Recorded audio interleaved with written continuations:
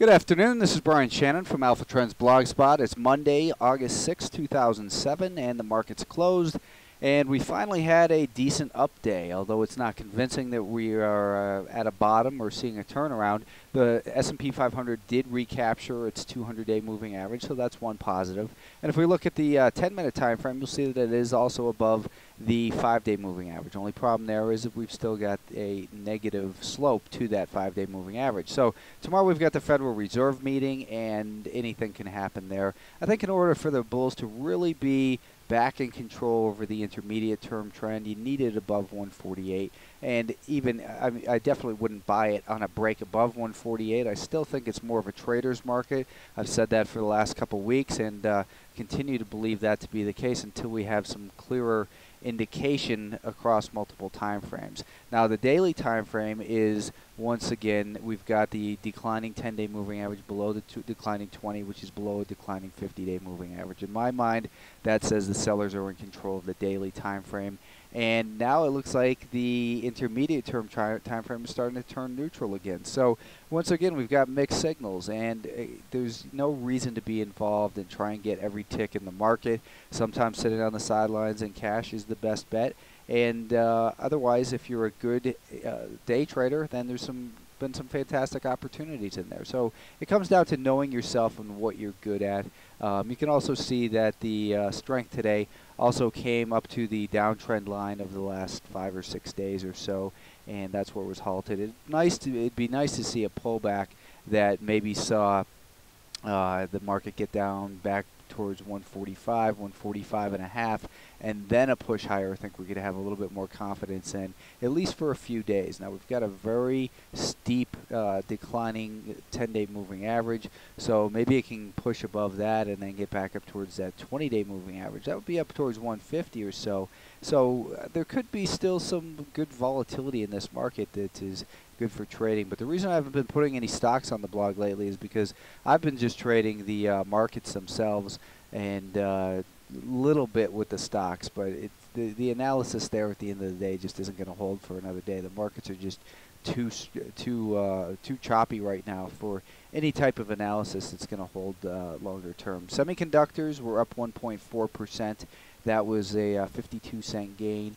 They're still stuck below the 50-day moving average. The 10 and 20-day moving averages are declining, so we've pretty much got more of a neutral market here in the daily time frame, although slightly positive that there is still a slight upslope to that to that 50-day moving average. That's the green one there. So that's slightly positive, but when we look at the short-term time frames, we've still got a fairly substantial downtrend here. And I think you need to see 38 still taken out as far as the upside resistance level, where I think we could get more of a bounce over, the next couple days or so. But for now, it's kind of in no man's land. It looks like it's starting to stabilize in here. It kind of looked like that on Thursday and Friday of last week, and then it fell apart. This might have been the shakeout, though. We're still looking for information here before we can get the facts, really. The IWM came right up to last week's lows, so that bounce on the 10-minute time frame wasn't very convincing. We've got just a very deeply sold off chart on the daily time frame. If you look at it, came down to the March lows right in here and tested those, undercut those slightly.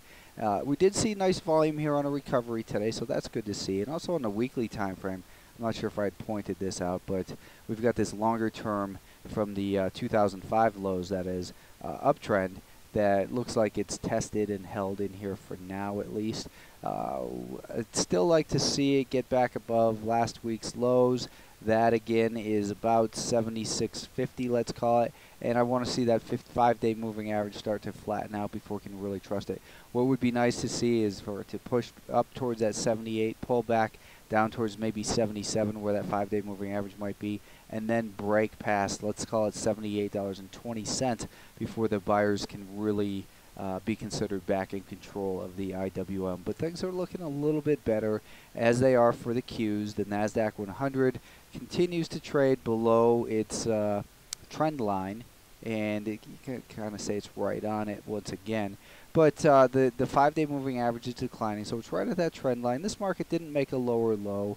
or if it did, it was only by a couple pennies. Looks like this low was lower here, though, from August 1st. But the Nasdaq is clearly still the strongest market, but it's not a good-looking chart by any means. We've got a rising 50-day moving average. That's one positive thing about the market. Let's take a look at the longer-term trend line here from this move, and you can see that it is right up against that level. So I think for the buyers to be considered back in control, we need to see $48.45 taken out. Ideally, just like kind of I outlined in the IWM, I'd like to see a rally up towards that level, maybe a pullback down towards 48, that we then see a higher low, hold, and then a break past 48.50. At that point, I think we could get a rally, maybe up towards that 20-day moving average, up near $49. Tomorrow's going to be a tricky day, so be careful.